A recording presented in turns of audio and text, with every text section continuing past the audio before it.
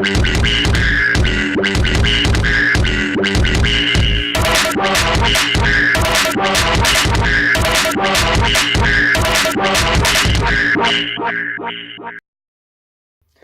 welcome to that Double D team. I'm D, and it's been a while, but yeah, winter is finally here.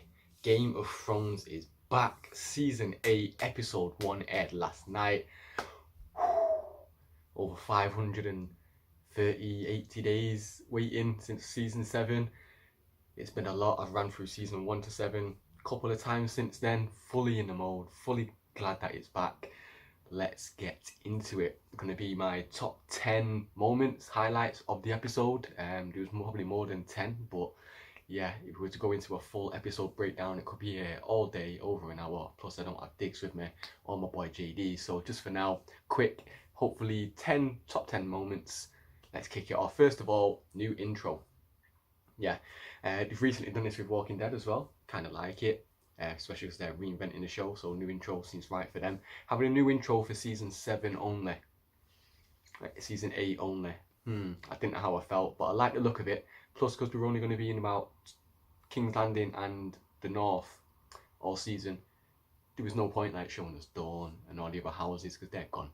So for now, I really enjoyed it. Plus, you see the wall being broken down. You go through the crypts at Winterfell, then you go to King's Landing. You see the crossbow with the giant dragon skull, and the throne, the Iron Throne perches up. You see the lion sigil, the Lannister sigil on there, which is I think the first time since the beginning when the Baratheons have been there all along, even though it's technically is a Lannister, Jaime and Cersei, you know. So, whew. And at the end, the new intro to that, you have the 4 houses sigils on it. Is it Stark, Baratheon, Lannister, and Targaryen? I like the look of it. Can't lie. Then episode starts and you see the kid running through the crowd trying to get a good view of the Queen coming to King's Land, well, Winterfell, which is reminiscent of season 1's intro where you have Robert and Cersei coming and you've got Arya running through the crowd trying to get a good look. And as the kid's running through the crowd, the camera pans and you see Arya looking at him, gives him a little smile. Great little moment, flashback to season 1 there, symmetry. Really appreciated it.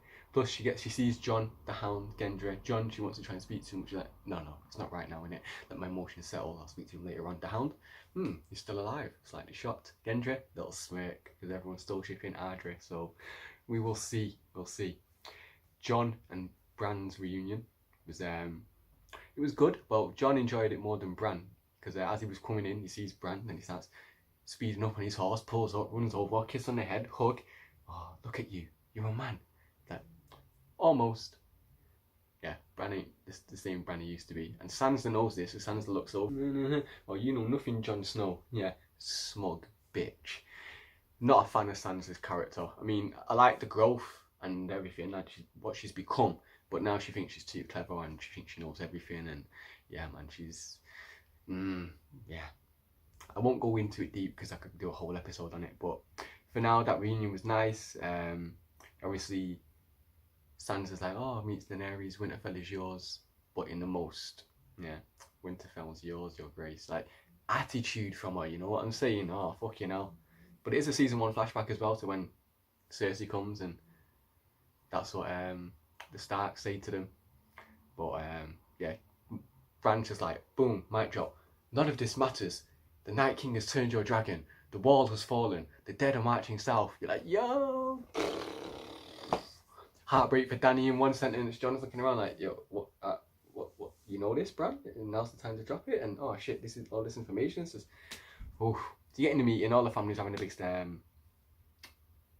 Winterfell houses. We're all having a little meeting now with the lords and ladies and discussing it. And Lyanna Mormont, big beach ball sized nuts, Lyanna Mormont steps up and starts saying, yo, you left the king and you came back at, don't think she just said pussy, maybe a boy, but I actually want to call him a boy.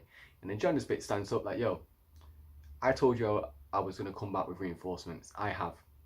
We need this army. I'll come back with 2, biggest army you've ever seen, and 2 dragons. What are you giving me lip for?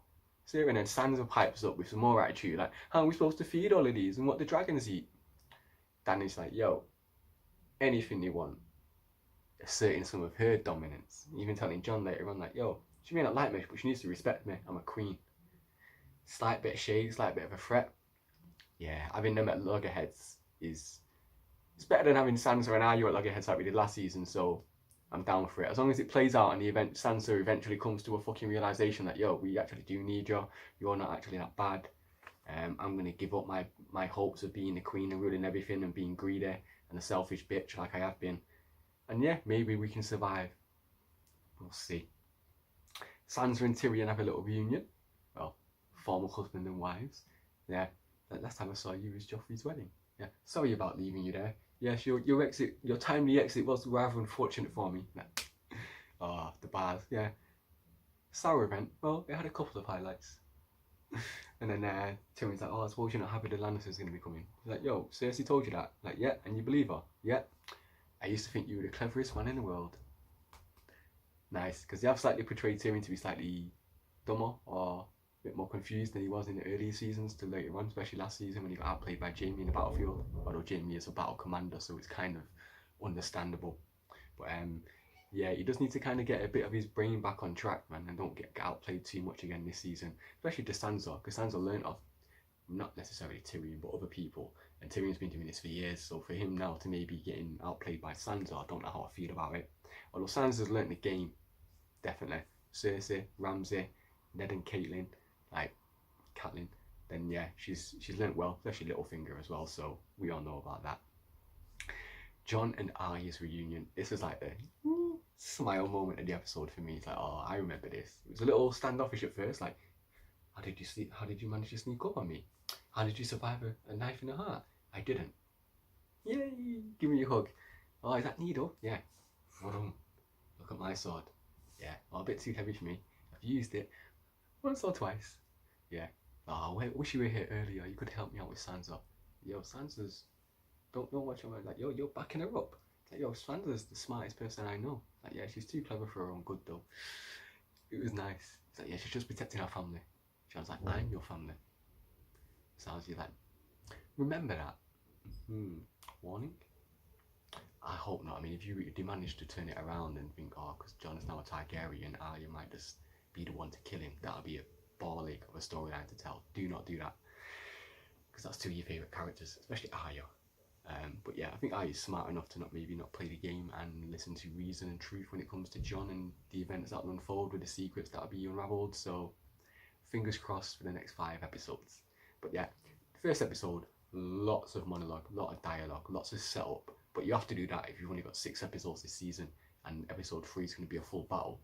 Episode 2 is probably going to be resolution of the fallout of what's been revealed in this episode, plus getting ready for the army as they approach. So this one, you had to do all the reunions, all the setup, and I think they probably crammed all the humour for the season into this episode as well. There was a lot of light-hearted, funny moments that you could giggle at or smirk at, so slightly out of place for Game of Thrones. It's usually sprinkled well, Salt Bae well throughout the whole season, but for this one there's quite a lot, maybe a lot of fan justice and incentive feedback, and they said, oh, we'll give the fans what they want on these moments, because after this episode, I think it's going to all go downhill. Going to get some deaths, MDK, bodies on the line, betrayals. Bring it on. Can't wait for next week. Yeah, Gold Company arrive. No elephants, unfortunately, which Cersei makes the line about. As I said, humorous. Fans have been wanting elephants and did manage to drop that line in the episode. So I think, yeah, a lot of fan service in here. Euron fucks Cersei, as he wanted to do. And he is quite a cocky, arrogant, charming, manipulative, smooth-tongued silver devil, so he gets what he wants. Whilst he's doing that though, Theon rescues Yara. Yara headbutts him, but then brings him up, like, yo, we're family. Right, let's go back to the Iron Islands. Euron can't defend it, we'll take it back, and if the Starks, if anyone need anywhere to hide out, we've got a place for him. Feels like, I'll go where you go, my queen. But he really wants to go back to the Starks. Yara realises this, like, yo, you go be with the Starks, man. You go protect them. You know, the Iron Islands will be here winter for you if you need them afterwards. So, yeah, they sped it up a little faster storyline. But as I said, 6 episodes, so I'm not too fussed. Nice moment for Theon. He managed to rescue Yara, and he's going to go back and help Jon. Something he should have done for Robb in the earlier seasons. So, full circle. He had the choice in season 1 or 2 or 3. didn't chose against it, wanted to try and prove himself to the Ironborn. This time, it's the other way around. So I like that. The only thing is, I would have preferred Yara or Theon to kill Euron. Could still happen, but was probably expecting it during the rescue attempt of Yara. Anywho, Jon and Dany ride fucking dragons. I kind of predicted this. I said it to a few guys before watching the episode. Plus, when you see the trailer and you look at the show, Sansa and Varys, Tyrion and Davos looking up at dragons, kind of in awe. Like, you've seen dragons before. Why are you so shocked? So I reckon he CGI'd out someone riding a dragon, and because there was two there, and the dragon is Rhaegal, which is Rhaegar's name, which he named after, which is Jon's real dad. And yeah, so we all knew Jon was going to ride that dragon. We all hoped for the free Targaryen three-headed dragon theory, where Tyrion was going to ride the third, but now that's part of the Night King. Forget that theory. Jon and Dany tag team dragons. Then he stopped off, little pit stop, waterfall. We stay here for 1,000 years, let's stay forever. Similar to like Ygritte offered to Jon, let's stay in the cave and let's never leave, and they'll never find us. We don't have to go back to war and what's happening. Let's stay here and just fuck, make love. Yeah. And Jon said it's tempting, but we get old, and yeah, it makes a bit of light-hearted moment about it. But yeah, it's a nice little wink as well to the Jon and Ygritte shippers from earlier seasons. Arya sees the Hound in Gendry after Gendry makes a dragon glass axe for the Hound. He says, it was difficult to make. I was like, oh, showing off how good you are, Arya. Like, yeah. Then Arya comes in, leave him alone. They have their little moment. Oh, you're a cold bitch, you left me to die. Robbed you first. But that's how you survived, aren't you? Best of luck. It wasn't a nice smiles and hugs moment, because Arya and Hound don't do that. We want Jon and Arya's reunion. This was perfect for them to bounce off each other, the way their reunion and mentorship happened during a partnership in the earlier season. So I did like that. Gendry calls her Lady Stark, my lady. They have a little tete-a-tete, gives him a design, like, can you make this for me? Like, what do you need that for? You've already got needle and a Valyrian steel dagger? Ooh, okay. You are a proper lady, aren't you? A rich girl. Oh, you don't know any of our rich girls. Little smile at him. So I'm interested to see what weapon it's made, because I've watched it a couple times, but I couldn't make it out whether it's like a dart out of something. So something that she can shoot out of it. I don't know. Maybe get close to someone, like the Night King, and she's thinking, you are taking him out with some dragon glass if I can get close enough instead of one-to-one hand combat. I don't know, we'll see when Gendry makes it. Someone might actually know, and there's probably a few videos online where people have done that. I didn't get too close of a look or realise what it actually was. I'm not really a weapons expert, but anything in Arya's hand that's made out of dragon glass will be capable of killing any white. So I'm looking forward to that. Then, finale of the episode, Sam meets Dany, and Dany's all, oh, I need to reward you, you saved Jorah's life when no one else would, how can I repay you? It's like, oh, well, you mind, McQueen, can you give me a pardon? I stole some books from the Citadel. It's like, that's nothing. I want a sword. From the Citadel? No, from my father. He's been in the House Tarly for years. And she's like, yo, wait, Randall Tarly? It's like, yeah, you know him. Yeah, he didn't bend the knee, so my fires, my dragon just burnt him alive with fire. Sounds like, I'm a bit upset, but my father was a dick. Yeah, I suppose that's alright. At least I can go home now, because my brother will be Lord. Hold that thought. Your brother stood with your dad. Yeah, he kind of stayed loyal, so I had to make a decision and killed him as well. Sam's bottom lip is quivering up, tears flooding. I see my queen. Can I be excused? Bam. Goes off, sees Bran. Bran is like, yo, we need to go tell Jon right now. Sam goes, sees Jon in the crypts. Nice, apt moment. He's there lighting a candle at Ned's vigil. Wants some maybe advice or courage from his father. And bam, Sam just drops it. Yeah, you've always been a king. Huh? I gave that up. I'm no, King of the Seven Kingdoms. You're really Aegon Targaryen the Sixth. Yeah, your father wasn't your father. It was Rhaegar Targaryen. Your mother was Lyanna Stark. It's like, no, you're telling me my father, the most honourable man I knew, lied to me my whole life. Like, your father, Ned, protected you your whole life. Lyanna made him promise to protect you, and he did, because if Robert would have found out, you'd have killed him, because you're a Targaryen. And John's realising, trying to put it all together, realise it does make sense. And then Samuel's like, yo, you know your queen killed my parents, innit? Well, my dad and my brother. Yeah, I mean, you could have done that and you have executed people in the past, but you've also shown mercy. She might not be the best fit for this kingdom, man. You're the rightful heir. You're the rightful king. You should go for it, man. I think you should be king. You gave up your crown to protect your people and before. Will she do the same? Episode. Like, oh, decisions to make. Cannot wait for the next episode. A lot more to be delved into. I might hopefully do maybe another video as well during the week if I can grab Digger, that double D team, get my partner in crime on it, go through some specific theories, go into it a bit more deeper if we can. The last little section of the episode, I think, was Tormund, Beric and Ed. Watch out, he's got blue eyes. I've always had blue eyes.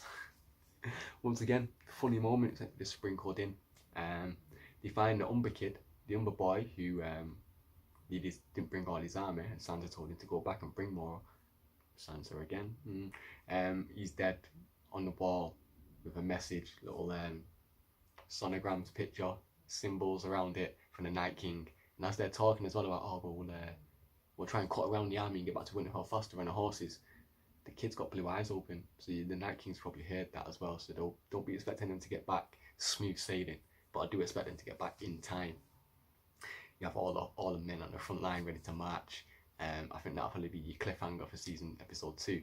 And then when we get to episode 3, Battle for Winterfell. Winterfell actually called Winterfell because that's where they held up last time and managed to outbeat the last Long Night and the Night King. And that's where Winter fell. There you go. But yo, like, comment, share, subscribe, check out all your videos on that Double D Team channel. Holler at my boy JD as well. Close to 900 subscribers now, man. Yes, get to that 1,000 before the year is out. My boy, doing well. But yo, ThatDoubleDT, me and my boy Digger will be back soon. Holler at your boys, get on that channel, like, comment, share, subscribe on all your videos. Hopefully we're back on track now with videos coming thick and fast. Until next time, deuce.